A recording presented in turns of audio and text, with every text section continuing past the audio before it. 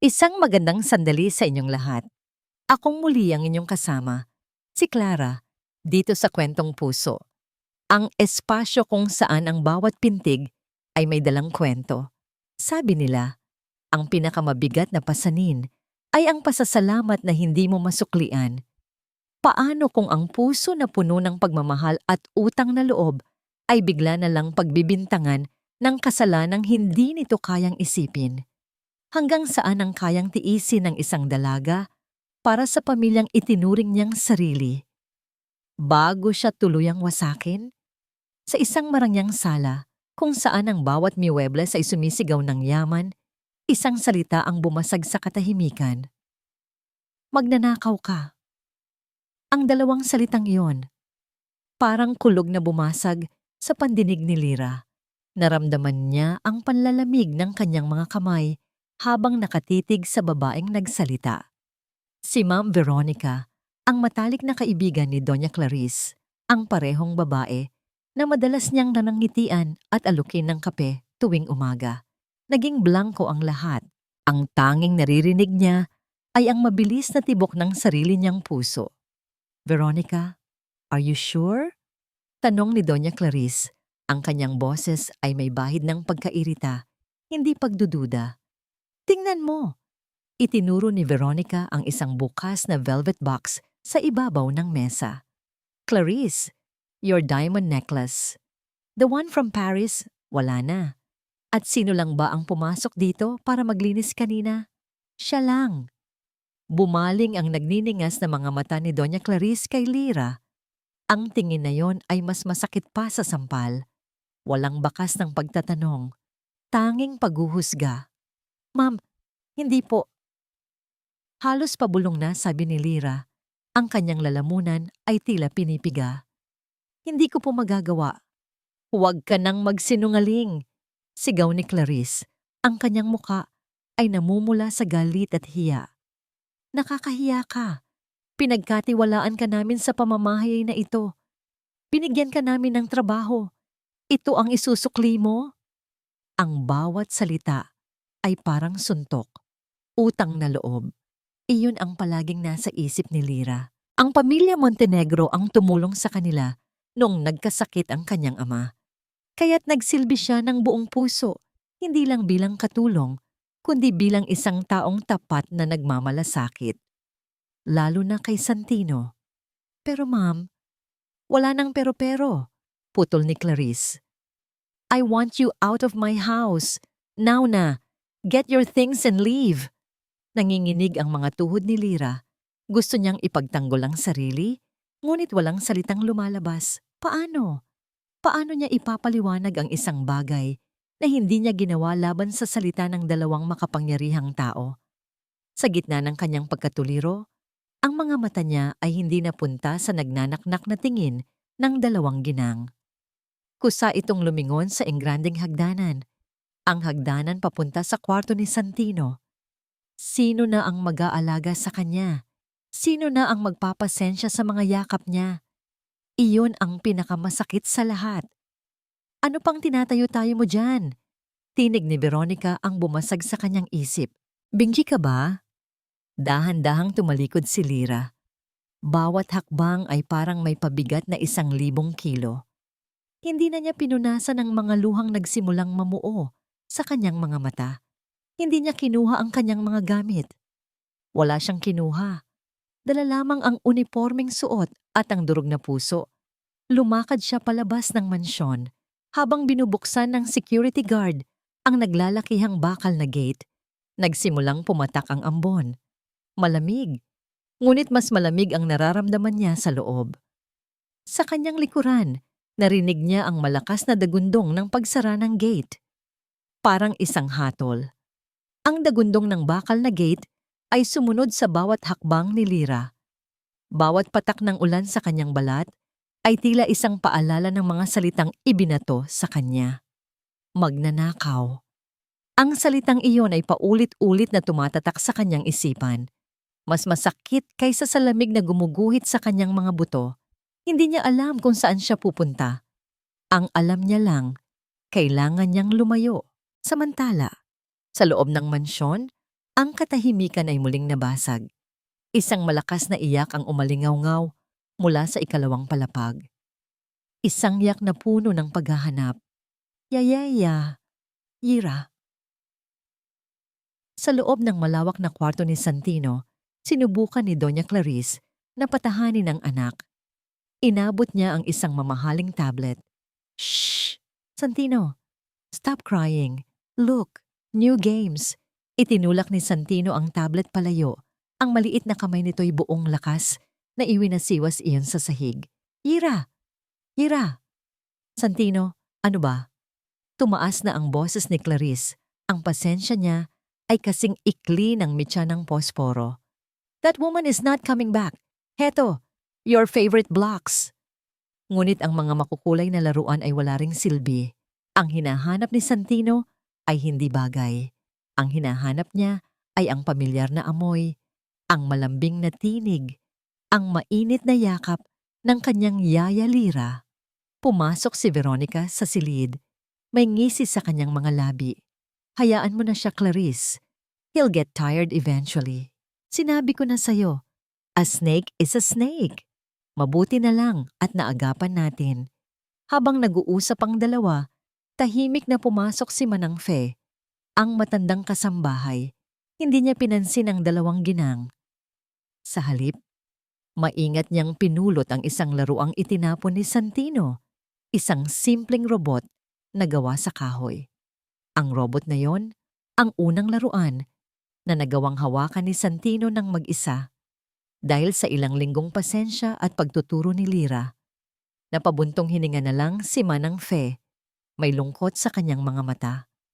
Sakto namang bumukas ang pinto ng kwarto at pumasok si Don Enrico. Ang mukha niyang pagod mula sa trabaho ay agad na palitan ng pagkunot ng noo. Ang eksenang tumambad sa kanya ay purong kaguluhan. Ang kanyang anak na humahagulgol, ang kanyang asawa na iritableng nakatayo, at ang mga mamahaling laruan na nagkalat sa sahig. Clarice, what's happening? Tanong niya. Ang boses ay mababa at may awtoridad. Enrico, thank God you're here. This child won't stop screaming. Reklamo ni Clarice. Hindi pinansin ni Enrico ang reklamo. Ang mga mata niya ay naglibot sa silid, tila may hinahanap. Nasaan si Lira?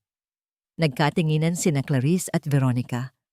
Sa isang iglap, bumalik ang pagiging mayaman at arogante sa postura ni Clarice. Itinaas niya ang kanyang noo. I fired her. You what? Pinalayas ko. Pag-uulit niya, may diin sa bawat salita. Isang magnanakaw. Tumahimik ang buong silid. Tanging ang hikbi na lamang ni Santino ang maririnig. Tinitigan ni Enrico ang kanyang asawa. Ang kanyang muka ay dahan-dahang nagbago. Hindi ito ang muka ng isang taong naniwala sa isang akusasyon. Ito ang muka ng isang taong nakaramdam na mali. May malaking mali. Basang-basa at nanginginig, nakarating si Lira sa tapat ng isang maliit na gate na yari sa kinakalawang na yero. Ito ang bahay nila, masikip, luma, pero ito lang ang alam niyang lugar na hindi siya huhusgahan. Pagkabukas ng pinto, bumungad si Nanay Salome, dala ang isang palanggana. Nanlaki ang mga mata ng matanda nang makita ang anak. Lira? Anak? Bakit basang-basa ka? Hindi nakasagot si Lira. Sa halip, bumigay ang kanyang mga tuhod. Sinalo siya ng kanyang ina at doon, sa maliit na sala na amoy pritong bawang at tuyo, humagulgol si Lira. Ibubuhos niya ang lahat ng sakit na kanina pa niya pinipigil. Nay, wala na akong trabaho. Pinalayas nila ako. Samantala, sa mamansyon ng mga Montenegro, iba ang ingay na maririnig. Hindi hagulgol ng isang dalaga, kundi tili ng isang bata. Nakatayo si Clarice sa gilid habang sinusubukan ng isang bagong therapist na hawakan si Santino. Ang babae ay nakasuot ng malinis na puting uniforme, dala ang mga mamahaling equipment. Come on, Santino, let's try this puzzle. Sabi ng therapist sa boses na pilit na malambing pero halatang trabaho lang ang tingin sa bata. Ayoko! Ayoko! Sigaw ni Santino. Sabay tulak sa therapist. Yira, gusto ko si Yira. Diyos ko naman. Napapikit si Clarice sa inis. Miss, I am paying you 3 times her salary. Do something! Nasa labas ng pinto si Enrico. Hindi siya pumasok. Nakasandal siya sa pader, pinapakinggan ang kaguluhan sa loob. Ang bawat sigaw ng kanyang anak ay parang tinik sa kanyang dibdib. Bumalik ang eksena sa bahay ni Nalira. Nakaupo na siya ngayon sa isang silyang kawayan, nakabalot ng tuwalya. Inabutan siya ni Nanay Salome ng isang mangkok ng mainit na arroz caldo. Kainin mo to, anak. Mainit pa. Malumanay na sabi ng ina. Hinahaplos ang buhok ni Lira. Nay, sorry po. Wala akong naiuwing pera. Hikbi ni Lira. Umiling si Nanay Salome at ngumiti ng mapait. Anak, hindi pera ang nagpapabusog sa pamilyang to. Kahit walang pera, may pagmamahal tayo dito. Tahan na. Ang mahalaga, nandito ka. Sa mansyon, tahimik na lumabas si Enrico sa pasilyo at nakasalubong si Manang Fe. May dala itong tray ng pagkain na hindi ginalaw ni Santino. Hindi pa rin kumakain? Tanong ni Enrico, mababa ang boses. Umiling lang si Manang Fe. Tinitigan niya ang amo ng diretso sa mata. Isang tapang na bihira niyang ipakita. Don Enrico, alam mong hindi magnanakaw si Lira. Kilala ko ang batang yon. May ebidensya si Veronica, Manang, sagot ni Enrico. Pero mahina. Parang kinukumbinsi lang niya ang sarili. Lumapit ng kaunti si Manang Fe. Minsan, sir, may mga bagay na hindi nakikita ng mata, pero nararamdaman ng puso. At sa bahay na ito, bulag ang karamihan. Iniwan ng matanda ang mga salitang yon sa ere. Pumasok si Enrico sa kanyang opisina. Madilim. Binuksan niya ang kanyang cellphone at hinanap ang isang lumang video. Sa screen, makikita si Santino. Tumatawa. Halakhak na totoo. Sa tabi niya, nakatalikod si Lira. Pero makikita kung paano niya alalayan ang bata sa paglalakad. Ang saya niya dito, isip ni Enrico. Ang saya nilang tingnan. Biglang nag-vibrate ang phone niya. Isang text message mula sa private doctor ng pamilya. Don Enrico, I just received the report from the nurse. Santino's vitals are dropping. He is refusing medication. If this continues tonight, we might need to admit him. Napahawak si Enrico sa kanyang noo. Ang ngiti ni Santino sa video ay biglang naglaho, napalitan ng imahe ng batang sumisigaw sa kabilang kwarto. Alam niyang hindi na ito simpleng tantrums lang. Buhay na ng anak niya ang nakataya. Hindi na hinintay ni Enrico ang umaga. Tinawagan niya mismo ang doktor ng pamilya. Ang mga salitang naririnig niya sa kabilang linya ay nagpatibay sa kanyang pinakamalaking takot. Don Enrico, the regression is happening faster than we anticipated, sabi ng doktor. Ang boses ay seryoso. His lack of will to cooperate, his refusal to eat, it's psychosomatic. His body is reacting to severe emotional distress. We need to find the source of his comfort and we need to do it now. Pagkababa ng telepono, nilamon ng katahimikan ng opisina. Source of comfort. Alam ni Enrico kung sino yon. Dali-dali niyang pinuntahan si Clarice sa kanilang silid.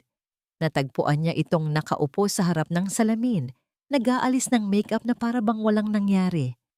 Clarice, we have a problem. A big one. Ano na naman, Enrico? Kung tungkol yan sa bata, he's just throwing a tantrum. Matutulog din yan. He's not throwing a tantrum. Halos sumigaw si Enrico. Isang bagay na bihira niyang gawin. His doctor said he is regressing. Mabilis ang pagbagsak ng kondisyon niya. At nagsimula lang to nung napatigil siya. Pero alam ni Clarice kung ano ang kasunod. Tumayo ito. Ang muka ay puno ng depensa. Nung pinalayas ko ang babaeng yon, Enrico, are you blaming me? Kinulam niya ang anak ko. That's it. She bewitched him. Walang kulam, Clarice. Baka naman, baka naman nagkamali ka lang ng desisyon. Ako? Nagkamali? Tumawa si Clarice ng mapakla. Ako ang ina dito at ang magnanakaw na yon ay isang masamang impluensya. Tapos ang usapan. Tumalikod si Enrico, walang saysay makipagtalo, puno ng galit at pagtanggi ang isip ng kanyang asawa. Habang naglalakad siya pabalik sa kanyang opisina, dumaan siya sa sala. Sa ibabaw ng isang mesa, nakatayo ang isang malaking family portrait. Lahat sila ay nakangiti. Perpekto, mayaman, masaya. Ngunit ngayon, sa unang pagkakataon, nakita ni Enrico ang kasinungalingan sa likod ng mga ngiting iyon. Para itong isang magandang babasaging figurin na may lamat sa loob. Pagpasok niya sa opisina, nakita niya si Manang Fe na nag-aayos ng mga libro. Nag-aalangan itong lumapit. Sir Enrico! Ano yon, Manang? Sagot niya, mas mahinahon na ngayon. Pasensya na po sa panghihimasok, pero noong araw na umalis si Lyra, nakita ko po si Ma'am Veronica na pabalik-balik malapit sa kwarto ng mga katulong. Akala ko po may hinahanap lang. Biglang naging alerto si Enrico. Anong oras yon? Mga bandang 10:00 po ng umaga. Ang pinagtataka ko lang po, pagkaalis niya, may nakita akong naiwan sa sahig malapit sa pinto ng kwarto ni Lyra. Maingat na kinuha ni Manang Fe ang isang panyo mula sa kanyang bulsa. Dahan-dahan niya itong binuksan. Sa loob nito ay isang maliit na butones. Kumikinang ito. May maliliit na batong nakapalibot. Mukhang mamahalin. Isang butones na hinding-hindi magmumula sa simpleng uniforme ni Lyra. Kinuha ni Enrico ang butones. Malamig ito sa kanyang palad. Isang malamig na piraso ng ebidensya. Salamat, Manang, sabi niya. Ang isip ay mabilis na nag-uugnay ng mga pangyayari. Hindi na siya nag-aksaya ng panahon. Dumiretso siya sa security room sa basement, ang lugar na bihira niyang puntahan. Umupo siya sa harap ng mga monitor at mabilis na hinanap ang recording ng araw na yon. Nandoon lahat. Ang pagdating ni Veronica, ang pag-aayos ni Lyra sa sala. Pinunta niya ang cursor sa oras na sinabi ni Manang Fe, 10 a.m. Nag-play siya. Normal lang lahat. Pero pagdating sa 10:01 a.m., biglang nag-static ang screen. File corrupted. Sinubukan niyang i-forward mula 10:01 a.m. hanggang 10:15 a.m. Blanco. Isang 15 minutong nawawala. Pagkatapos ng 10:15 a.m., bumalik ang video. Eksakto sa eksena kung saan pababa na si Veronica mula sa ikalawang palapag upang kausapin si Clarice. Napahawak si Enrico sa gilid ng mesa. Hindi ito aksidente. May nagbura nito. Sinadya. Kinabukasan, maaga pa lang ay may tinawagan na si Enrico. Hindi abogado, hindi pulis, kundi ang pinakamagaling na IT expert na kilala niya. Isang dating hacker na may utang na loob sa kanya. I need you to recover a corrupted file from my home security system. Discreetly, utos ni Enrico sa telepono. Walang dapat makaalam nito, not even my wife. Habang hinihintay ang pagdating ng expert, sinubukan ni Enrico na magtrabaho na parang normal ang lahat. Ngunit sa bawat dokumentong tinitingnan niya, sa bawat financial report na pirmado ni Veronica, iba na ang kanyang pananaw. Dati, ang mga numero ay numero lang. Ngayon, para itong mga code na kailangan niyang basagin. Nagsimula siyang maghalungkat ng mga lumang file, mga papeles na matagal nang hindi napapansin. Sa unang tingin, lahat ay mukhang perpekto, masyadong perpekto. Sa kabilang banda ng Maynila, sinisimulan din ni Lyra ang isang bagong kabanata. Nagtali siya ng apron sa kanyang baywang at nagsimulang tumulong sa maliit na karinderya ng kanyang ina. Amoy suka, bawang at pinaghalong pawis ang hangin, malayo sa amoy mamahaling pabango at floor wax ng mansyon. Anak, sigurado ka ba dito? Tanong ni Nanay Salome habang naghihiwa ng sibuyas. Opo, Nay, kailangan ko pong tumulong at kailangan ko rin pong malibang, sagot ni Lyra, pilit nang ngumingiti. Ang pagod sa paghuhugas ng plato, pagsaserve sa mga customer, at paglilinis ng mga mesa ang naging pansamantalang lunas niya. Bawat customer nangingitian niya, bawat salamat po na maririnig niya ay unti-unting naghihilom sa kanyang sugatan na pagkatao. Isang tanghali, isang construction worker na kumakain ng aksidenteng nakahulog ng kanyang kutsara. Bago pa man ito makatayo, mabilis na pinulot ni Lira ang gamit at inabutan ng bago. "Salamat, Ineng," sabi ng lalaki. Nagulat sa bilis ng dalaga. Ngumiti lang si Lira. Isang nangiting totoo. Hindi pilit. Sa kabila ng lahat, ang puso niyang handang magsilbi ay hindi nagbago. Gabi na nang makatanggap ng tawag si Enrico mula sa IT expert. Nasa loob ito ng isang van na nakaparada sa labas ng mansyon gamit ang high-tech equipment para ma-access ang server nang hindi pumapasok sa bahay. "Boss, masama to," sabi ng lalaki sa kabilang linya. "Hindi lang to basta binura. Ginamitan to ng professional-grade data shredder software para i-overwrite ang original file. Hindi ito gawa ng amateur." Napatigil sa paghinga si Enrico. "Can you recover anything? Kahit isang frame lang?" "Sinusubukan ko, boss. Pero parang nagtapon ka ng isang basong tubig sa gitna ng dagat. Mahirap." "Teka." May narinig si Enrico na mabilis na pag-type. "May nakuha ako, boss. Isang piraso. Corrupted pa rin. Pero may nasalvage akong isang image fragment. It's not much. Pero..." Ilang segundo lang, nagpapapang isang email sa laptop ni Enrico. Binuksan niya ito. Ang larawan ay malabo. Tila kuha mula sa isang anggulo na hindi direkta. Pero malinaw na ito ay isang reflection. Isang reflection mula sa salamin ng malaking painting na nakasabit sa hallway. At sa reflection na yon, kitang-kita ang isang pamilyar na bagay.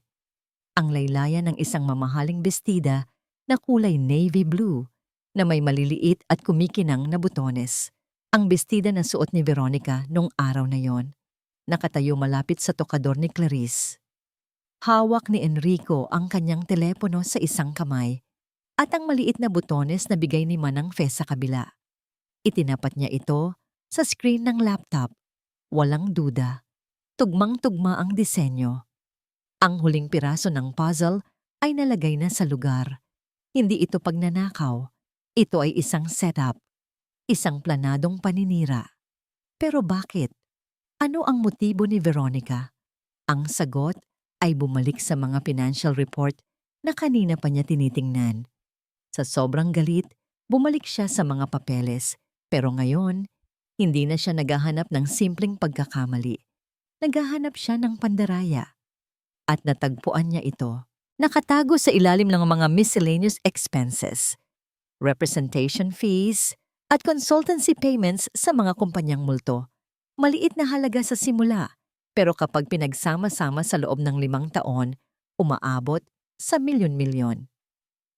Isang sistematikong pagnanakaw. Si Lira. Hindi siya ang target.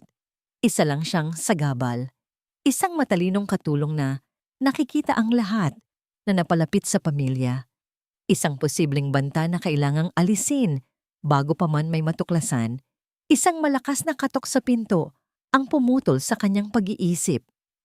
Pumasok si Clarice. Ang mukha ay balisa. "Enrico, tumawag ang nurse. Santino, he's burning with fever." At ayaw pa rin niyang kumain. Sabay silang tumakbo papunta sa kwarto ng bata. Ang eksenang tumambad sa kanila ay mas malala pa kaysa sa inaasahan ni Enrico. Si Santino ay nakahiga, maputla, at hirap huminga. Nanginginig ang buong katawan nito sa taas ng lagnat. "Anak." Lumapit si Clarice. Nanginginig ang boses. "Baby, please, eat something." Pero ipinikit lang ni Santino ang kanyang mga mata. Tila sumusuko na. Sa sandaling iyon, gumuho ang lahat ng pader na itinayo ni Enrico sa paligid ng kanyang puso. Nawala ang bilyonaryo. Nawala ang business tycoon. Ang natira ay isang ama. Isang amang desperado at natatakot. Umupo siya sa gilid ng ongkama. Hinawakan niya ang maliit at nanlalamig na kamay ng kanyang anak. Ang kamay na dati puno ng buhay kapag kalaro si Lyra. Sa unang pagkakataon sa loob ng maraming taon, naramdaman ni Enrico ang luha sa kanyang mga mata. Yumuko siya at sa gitna ng katahimikan ng silid, isang pabulong na salita ang kumawala mula sa kanyang bibig. "I'm sorry, anak," he whispered, his voice cracking. "Daddy made a mistake. A very big mistake." Ilang sandali pa, dumating ang doktor. Matapos suriin si Santino, kinausap niya ang mag-asawa sa labas ng silid. "The fever is a result of a weakened immune system brought on by severe stress and malnutrition," paliwanag ng doktor. "We've administered medicine to control it, but frankly, his body is weak. We've done all we can medically. The rest depends on his will to fight." Will to fight. Ang mga salitang yun ay parang alarmang gumising sa buong pagkatao ni Enrico. Hindi na siya pwedeng maghintay. Hindi na siya pwedeng mag-imbestiga pa. Kailangan niyang kumilos. Tumingin siya kay Clarice, na nakatulala lang sa pinto ng kwarto ng kanilang anak. Pagkatapos ay tumingin siya sa daan palabas ng mansyon. Alam niya kung nasaan ang tanging gamot na makakapagligtas sa kanyang anak. Hindi na siya nagpaalam. Kinuha niya ang susi ng kanyang sasakyan mula sa bulsa. Sa bawat mabilis na hakbang niya palabas, may isang pangalan lang siyang binibigkas sa kanyang isip, Lyra. Ang isang makintab na itim na European sedan ay humarurot sa isang makipot na eskinita. Ang tunog ng makina nito ay tila isang alien na ingay sa gitna ng sigawan ng mga naglalarong bata at ng malakas na tugtugin mula sa isang lumang radyo. Huminto ito sa tapat ng Salome's Carinderia. Sa isang iglap, tumahimik ang lahat. Ang mga kumakain ay napahinto sa pagsubo. Ang mga tricycle driver na nagkakape ay napatingin.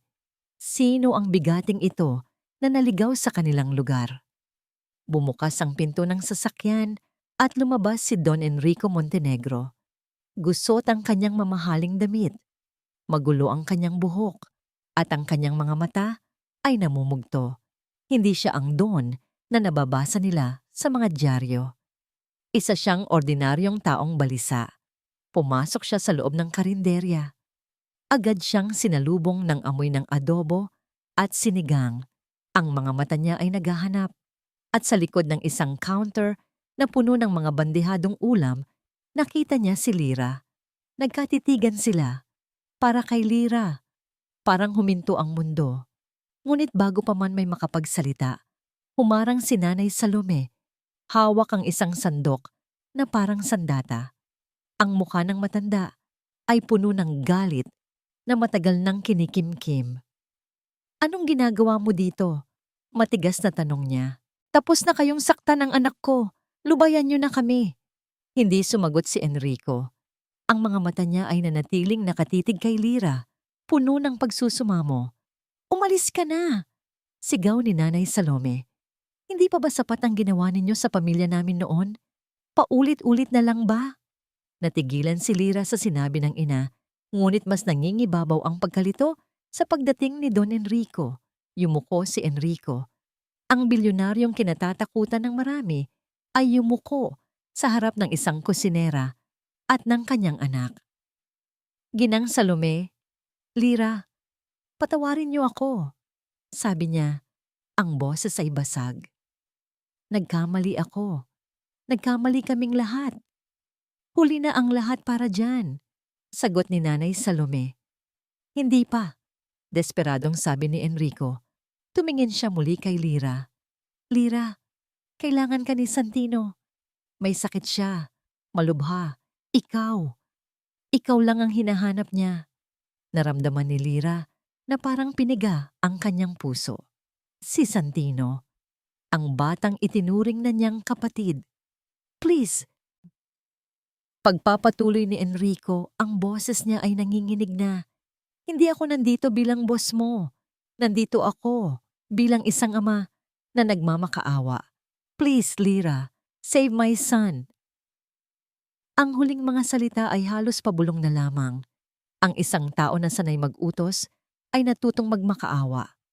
Nakita ni Lira ang totoong takot at sakit sa mga mata ni Don Enrico. Hindi ito pagkukunwari. Ito ang desperasyon ng isang magulang. Itinaas ni Nanay Salome ang kanyang kamay. Handa nang magsalita ulit para palayasin ang bisita. Ngunit pinigilan siya ni Lira.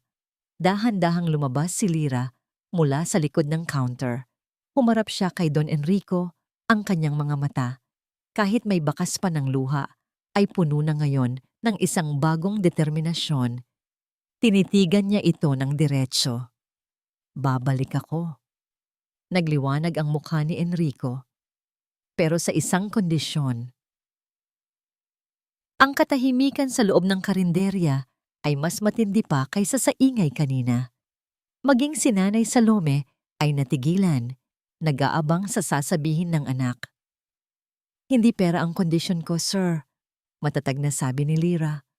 Ang kondisyon ko, kailangan ninyo ni Ma'am Clarice na samahan ako sa bawat therapy session ni Santino.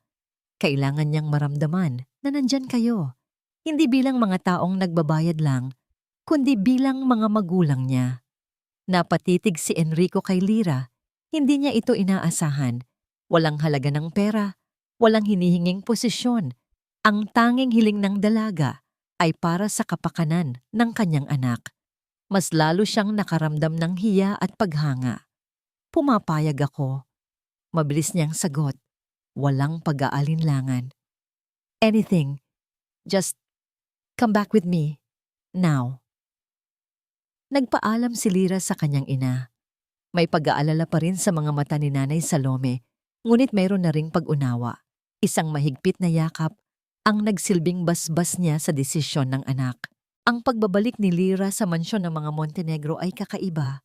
Hindi na siya dumaan sa gate ng mga katulong. Kasama niya si Don Enrico na pumasok sa malaking pinto sa harapan. Ang lahat ng mga kasambahay ay napahinto sa kanilang ginagawa. Mga matay ng lalaki sa pagtataka. Sa sala, nag-aabang si Clarice at Veronica. Ang pagkagulat sa mukha ni Clarice ay agad na palitan ng pagkasuklam. Enrico, what is the meaning of this? Bakit mo ibinalik ang magnanakaw na yan dito? She is not a thief, Clarice, and she is here to help our son. Mariing sagot ni Enrico, hindi inaalis ang tingin sa asawa. Lumapit si Veronica, ang nangiti ay pilit, at ang boses ay parang ahas.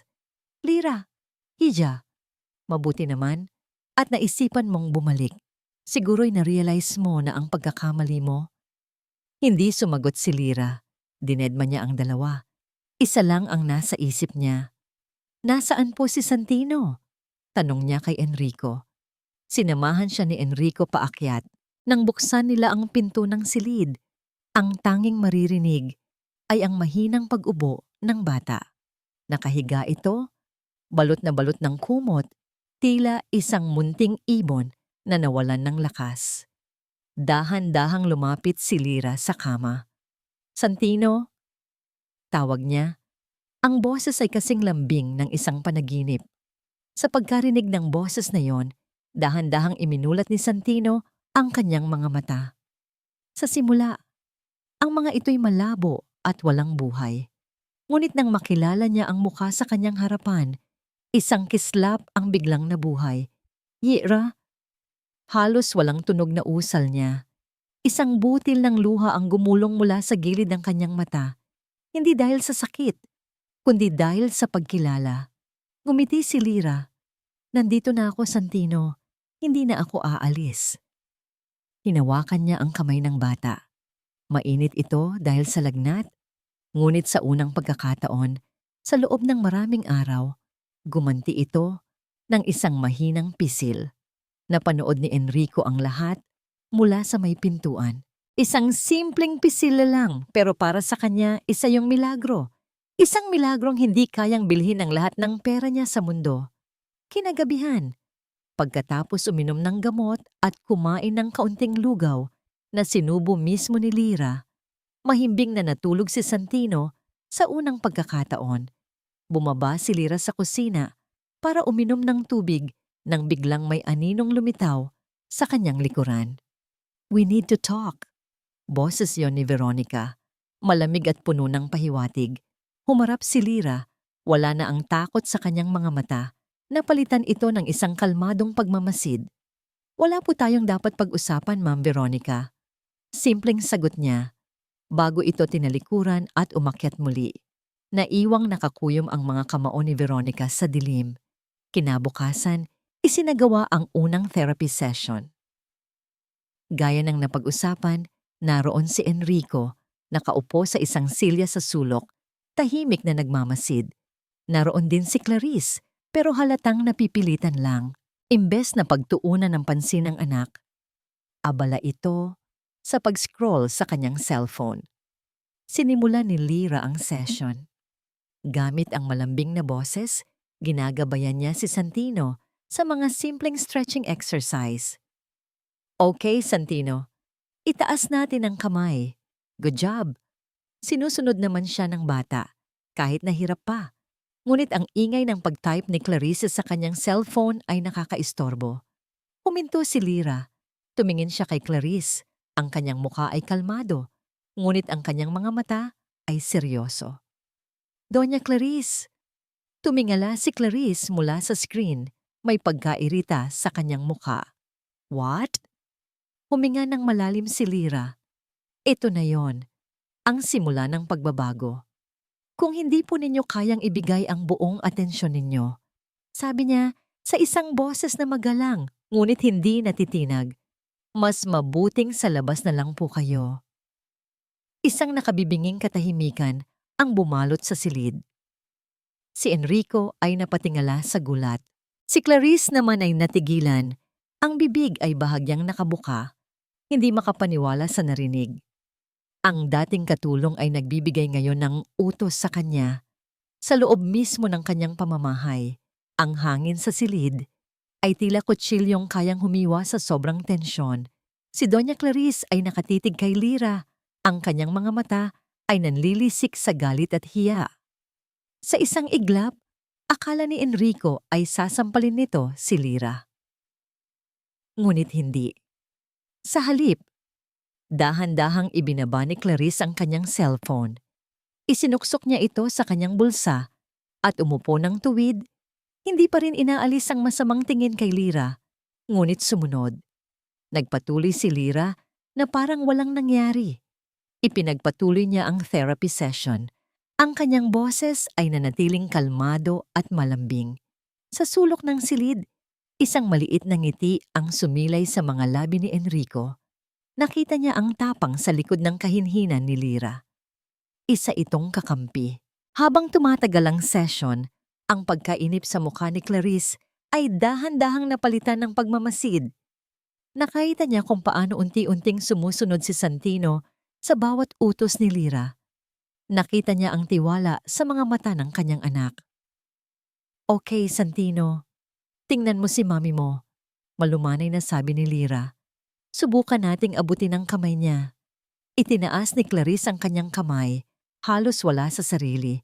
Si Santino, na may pag-aalangan sa simula, ay dahan-dahang itinaas ang kanyang nanginginig na braso. Bawat galaw ay isang tagumpay. Dahan-dahan. Dahan-dahan hanggang sa ang dulo ng kanyang maliliit na daliri ay dumampi sa palad ng kanyang ina. Sa sandaling iyon, parang may kuryenteng dumaloy sa buong pagkatao ni Clarice. Isang init. Isang koneksyon na matagal na niyang hindi naramdaman. Automatiko, isinara niya ang kanyang palad. Hinahawakan ang kamay ng anak. Tumingala siya. At ang mga mata niya ay napuno ng luha. Hindi nagalit ang nakita ni Lyra sa mukha niya, kundi isang emosyong matagal nang nakatago. Ang sakit ng isang ina na hindi alam kung paano mahalin ang sariling anak. Tahimik na tumango si Lyra. Isang kilos ng pag-unawa at paghihikayat. Ang tagpong iyon ang nagbigay kay Enrico ng huling piraso ng kumpirmasyon na kailangan niya. Hindi lang si Santino ang ginagamot ni Lyra, ginagamot din niya ang buong pamilya. At ngayon, oras na para tanggalin ang cancer. Nang gabing iyon, sa hapagkainan, sinadya ni Enrico na maging kaswal ang kanyang tono. By the way, Veronica, Anya habang nagpuputol ng steak. The board is insisting on a full, independent audit of all company accounts, including our household expenses. It starts next week. Just a standard procedure. Nakita ni Enrico kung paano bahagyang nanginig ang kamay ni Veronica na may hawak na kubyertos. Pilit itong ngumiti.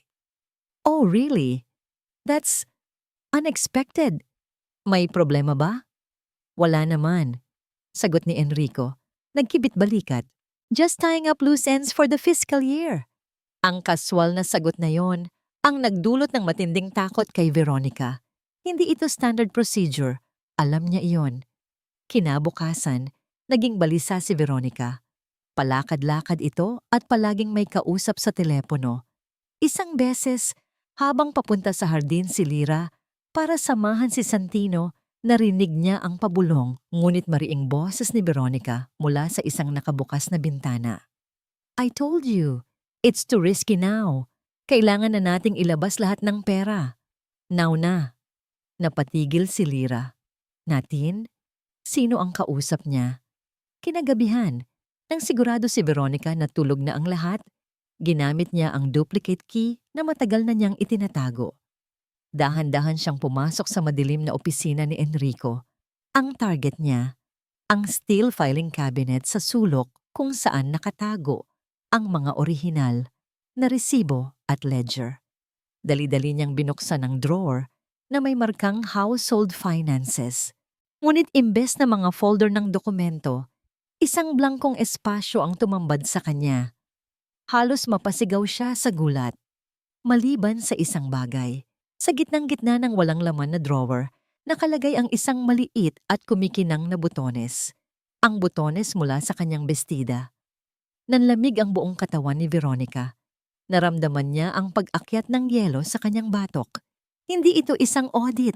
Ito ay isang patibong. At alam na ni Enrico ang lahat. Ang almusal kinabukasan ay may kasamang kakaibang anunsyo mula kay Enrico. I want everyone in the living room at 10 o'clock sharp. Sabi niya, ang boses ay kalmado ngunit hindi matitinag. Clarice, Veronica, and all the household staff, everyone. Nagkatinginan ang mga kasambahay sa pagtataka. Si Clarice ay nagtaas ng kilay sa inis. Si Veronica naman sa kabila ng kaba ay pilit na nagpakita ng normalidad. Pagsapit ng 10:00, ang sala ay puno ng mga taong nag-aabang. Ang mga kasambahay ay nakatayo sa isang gilid, si Clarice ay nakaupo sa sofa na parang reyna, at si Veronica ay nasa tabi niya. Ang postura ay confident, pero ang mga mata ay mailap. Pumasok si Enrico, kasunod si Lyra, na tahimik na tumayo sa may pintuan. Sa kamay ni Enrico ay isang laptop at isang folder. Good morning, panimula niya. I called this meeting dahil may ilang bagay na kailangan nating linawin tungkol sa sinasabing audit. Binuksan niya ang laptop at ikinonekta sa malaking TV screen sa pader. Let's start with a short video clip. Ito ay mula sa security camera footage noong araw na umalis si Lyra. Ipinakita niya ang video, ang malabong reflection sa salamin, ang laylayan ng bestida ni Veronica. That's ridiculous! Agad na depensa ni Veronica. That could be anyone. Gawa-gawa lang yan, edited yan. Talaga ba? Kalmadong tanong ni Enrico. Dahil ang IT expert na kinuha ko ay nag-iwan ng digital watermark. Any attempt to edit this will corrupt the entire file. Namutla si Veronica. Nagsimula ng bumulong-bulungan ang mga kasambahay. Enrico, this is absurd. Pinapahiya mo ang best friend ko sa harap ng mga katulong. Reklamo ni Clarice. Hindi siya pinansin ni Enrico. Manang Fe. Lumapit ang matandang kasambahay. May takot sa kanyang mga mata. Ngunit mas nangingibabaw ang determinasyon. Inabot niya ang isang manipis na folder kay Enrico. Para sa hustisya, bulong niya. At para sa pamilyang ito. Binuksan ni Enrico ang folder. Sa loob nito ay mga bank statement. Veronica, sabi ni Enrico, inilalapag ang mga papel sa glass table.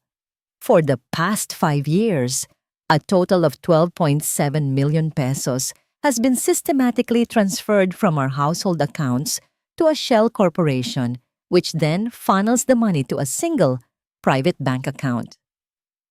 Itinuro niya ang pangalan sa bank statement. An account under the name Veronica. Kung kanina ay namumutla lang si Veronica, ngayon ay parang nawalan na siya ng lahat ng kulay. Gumuho ang kanyang depensa. No, that's not true. Sigaw niya, ang boses ay nag-crack.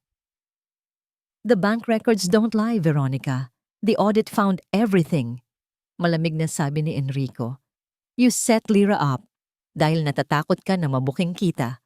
Tama ba ako? Napatayo si Veronica, nanginginig sa galit at takot. Bumaling siya kay Clarice. Ang kanyang mga mata ay puno ng desperasyon. Clarice, please, maniwala ka sa akin. Ginawa ko lang to para sa tin. Para sa kinabukasan natin. Natigilan si Clarice. Ang mga salitang para sa tin ay tumusok sa kanyang puso. Ang pinagkakatiwalaan niyang kaibigan, ang kanyang karamay, sa lahat ng bagay, ay niloloko siya sa kanyang harapan. Ang sakit ng katotohanan ay mas matindi pa kaysa sa kahihiyan. Dahan-dahang tumayo si Clarice. Ang kanyang muka ay basang-basa na ng luha. Lumakad siya papalapit kay Veronica. Ang lahat ay huminga ng malalim. Nag-aabang. Isang malakas na sampal ang umalingaw-ngaw sa buong sala. Get out of my house! Sigaw ni Clarice. Ang boses ay basag sa pagitan ng galit at pighati. Umalis ka! Napasubsob si Veronica sa sahig, humahagulgol. Ang mga kasambahay ay hindi makapaniwala sa kanilang nakikita. Ang perpektong mundo ng mga Montenegro ay gumuho sa isang iglap. Sa gitna ng kaguluhan, isang maliit at mahinang boses ang narinig ng lahat. Mas malakas pa kaysa sa sigawan. Napalingon ang lahat. Sa may pintuan, nakatayo si Santino, inaalalayan ni Lira. Ang kanyang mga mata ay nakatuon sa iisang tao lamang. Kay Clarice. Mama. Ang salitang mama ay nanatiling nakalutang sa ere. Isang maliit na tunog na nagpatahimik sa lahat ng kaguluhan. Nabitawan ni Clarice ang kanyang sarili mula sa pagkakayakap kay Enrico. Dahan-dahan siyang lumingon, ang mga mata ay hindi makapaniwala.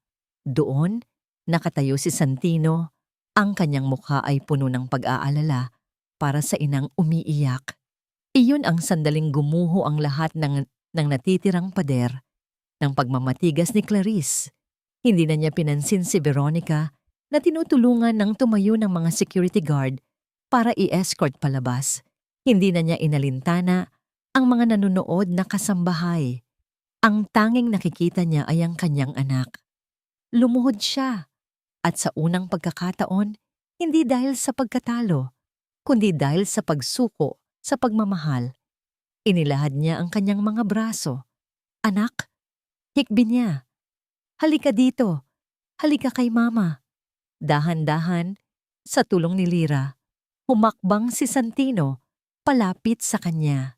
At sa gitna ng sala na naging saksi sa napakaraming kasinungalingan, naganap ang isang yakap na puno ng katotohanan. Isang yakap ng ina at anak. Isang yakap na matagal nang dapat nangyari. Nang gabing iyon, matapos ang lahat, umupo sina Enrico at Clarice sa sala. Wala na ang galit.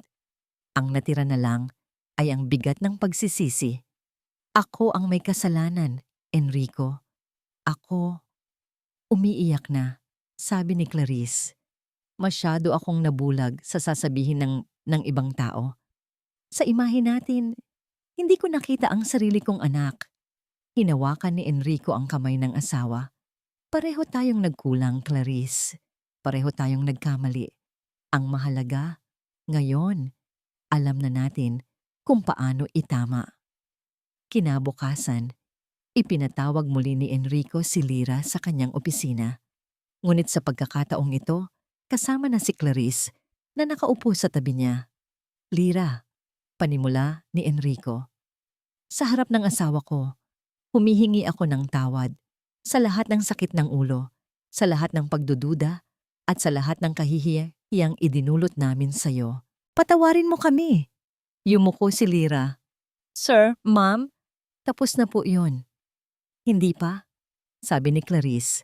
Ang boses ay mahina, ngunit tapat. May utang kami sa'yo, Lyra. Isang utang na hindi mababayaran ng pera. Pero meron kaming gustong gawin. Pagpapatuloy ni Enrico. Gusto naming suportahan ang pag-aaral mo. Sagot na namin ang lahat hanggang sa makapagtapos ka ng college sa kursong physical therapy. Nanlaki ang mga mata ni Lyra.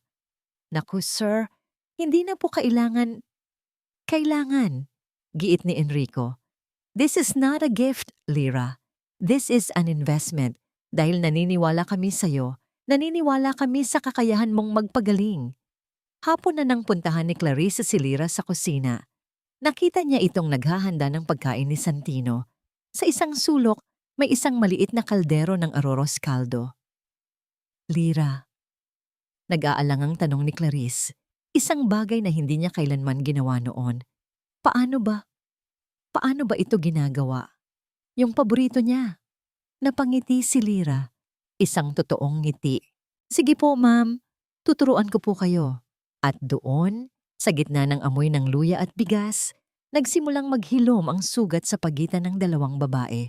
Kinagabihan, habang pinagmamasdan ni Lyra si Santino na masayang kumakain ng arroz caldo, naluto ng sarili nitong ina, nilapitan siya ni Enrico sa may hardin. Salamat ulit, Lyra, for everything. Trabaho ko po yun, sir. Hindi. Umiling si Enrico. It's more than a job. You have a gift. Tumingin siya sa malayo sa mga ilaw ng syudad. Alam mo, Lyra, ang lahat ng ito, it made me realize something. Humarap siya kay Lyra. Ang kanyang mga mata ay may bagong kislap. Isang kislap ng inspirasyon. Hindi lang pag-aaral mo ang gusto kong suportahan. May pangarap ako, Lyra. Isang pangarap na ikaw ang susi. Nakatayo sila sa ilalim ng kalangitan na puno ng bituin. Ang hangin ay malamig, ngunit may init sa pagitan nila. Isang init na dulot ng respeto at isang bagong tuklas na pag-asa. Isang pangarap? Ulit ni Lyra, naguguluhan. Oo, sabi ni Enrico. Ang kanyang mga mata ay nakatuon sa malayo. Sa lahat ng taon na ito, ang alam ko lang ay magtayo ng mga gusali, mga building na walang buhay, walang puso. Ngayon, gusto kong magtayo ng isang bagay na may kaluluwa. Humarap siya kay Lyra. Gusto kong magtayo ng isang therapy center para sa mga batang katulad ni Santino. Isang lugar kung saan hindi sila huhusgahan, kung saan makukuha nila ang pinakamagaling na tulong, anuman ang estado nila sa buhay. Tatawagin natin itong liwanag ng pag-asa. Natulala si Lyra, isang pangarap na napakaganda. At gusto ko, pagpapatuloy ni Enrico, na ikaw ang mamahala nito kasama ko. Hindi bilang katulong, hindi bilang empleyado, kundi bilang partner, bilang co-founder.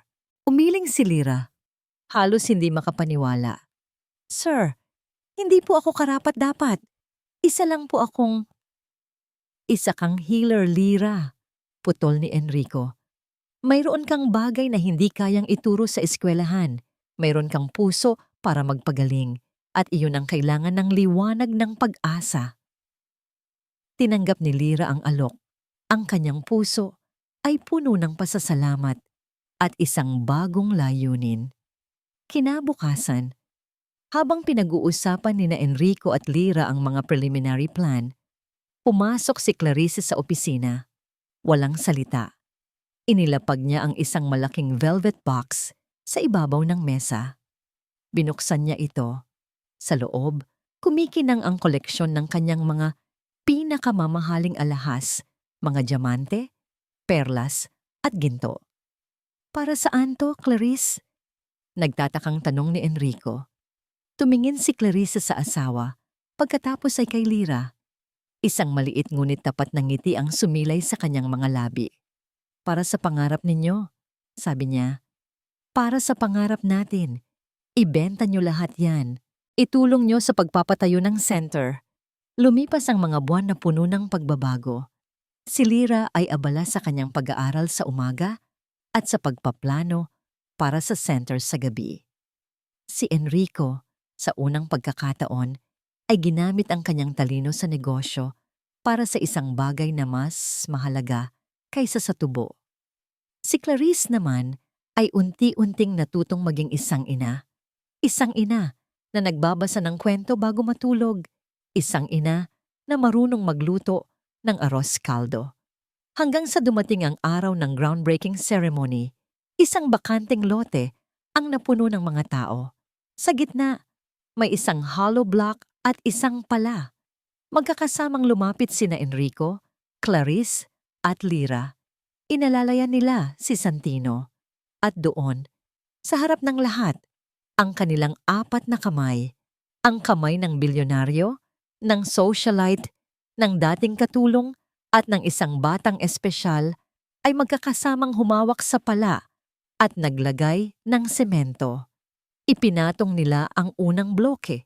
Tumingin si Enrico sa kanyang pamilya.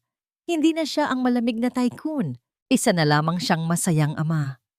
6 na buwan ang lumipas. Ang liwanag ng Pag-asa Therapy Center ay nakatayo na. Puno ng buhay at tawanan ng mga bata. Idinaraos nila ang kanilang unang Family Sports Day. Ang huling event ay ang pinakainaabangan ng lahat. Sa gitna ng isang maliit na track, nakatayo si Santino. Hawak ang kamay ni Lyra. Sa finish line, mga 5 hakbang ang layo. Nag-aabang sina Enrico at Clarice. Ang kanilang mga braso ay nakalahad. Ang hamon, lalakarin ni Santino ang 5 hakbang na iyon ng mag-isa. Kaya mo yan, Santino. Bulong ni Lyra, puno ng pagmamalaki. Tingnan mo lang sila, mama at papa. Tumango si Santino. Ang kanyang mga mata ay nakapokus sa kanyang mga magulang. Binitawan ni Lyra ang kanyang kamay. Ang buong paligid ay biglang tumahimik. Ang lahat ng mga magulang, mga bata at mga staff ay napahinto. Nanginginig. Itinaas ni Santino ang kanyang kanang paa. Ang lahat ay nagpigil ng hininga. Ang unang hakbang. Naging mabagal ito, nanginginig at halos mawalan ng balanse. Ngunit hindi bumagsak si Santino. Isang kolektibong buntong hininga ng pag-asa ang narinig mula sa mga manonood. Ang pangalawang hakbang, mas matatag na ngayon.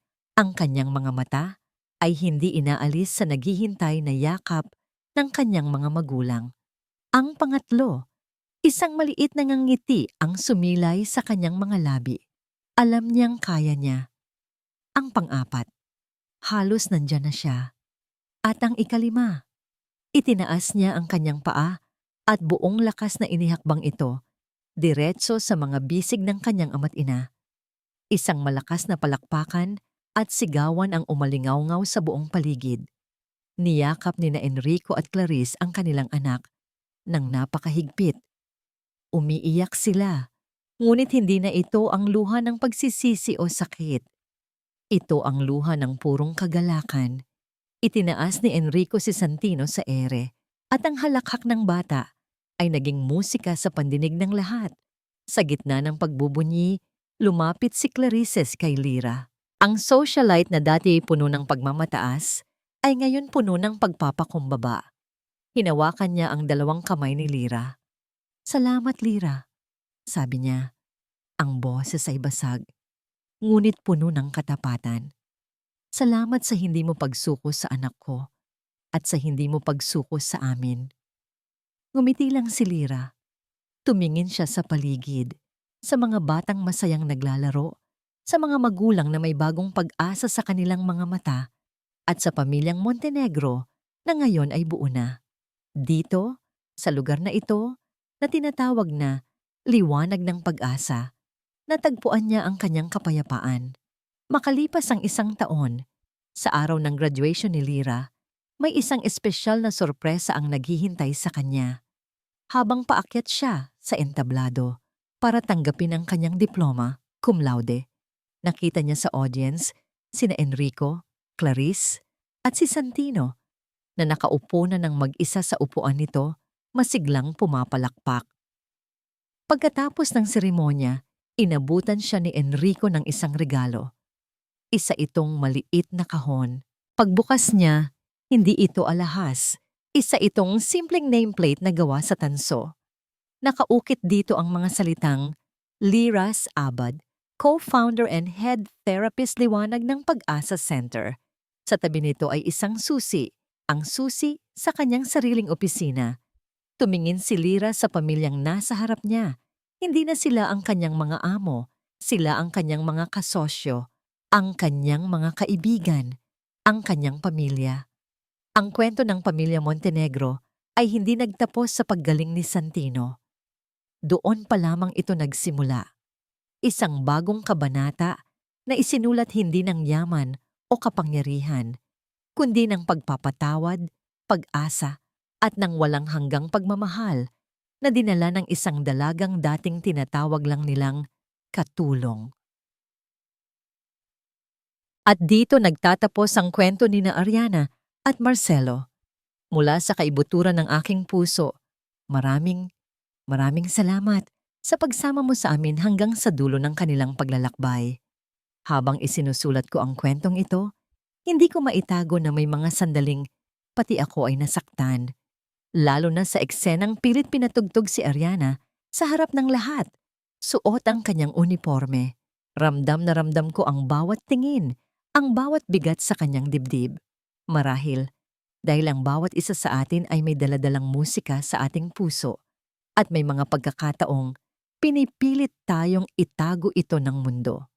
Ngunit ang kwentong ito ay isang paalala na kahit gaano pa kadilim ang kahapon, laging may pag-asa. Ang pagpapatawad ay parang isang butil na itinatanim, hindi para sa taong nagkasala sa iyo, kundi para sa sarili mo, upang ikaw ay muling mamulaklak. Kaya naman, nais kong iwan sa iyo ang isang tanong. Kung ikaw ang nasa kalagayan ni Ariana, sa iyong palagay, mas mahirap bang magpatawad sa iba o ang patawarin ang sarili? Ibahagi mo naman ang iyong saloobin sa comment section sa ibaba. At kung ang kwentong ito ay umantig sa iyong puso, huwag kalimutang i-like at i-share ang video na ito. Hanggang sa susunod na kabanata ng ating buhay. Ang kwento ay isinulat ni Kwentong Puso